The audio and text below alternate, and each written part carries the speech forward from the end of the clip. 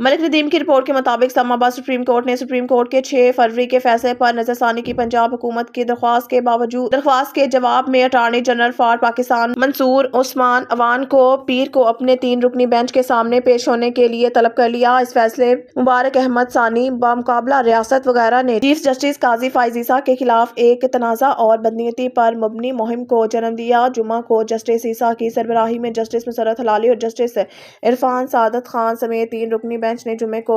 जमा कराने जाने के फौरन बाद नजरसानी दरख्वास्त की समाअत की। मलिक नदीम की रिपोर्ट के मुताबिक वफाकी काबीना ने जुमेरात को रिहायशी सार्फिन के लिए गैस की कीमतों से 67% और फर्टिलाइजर प्लांट्स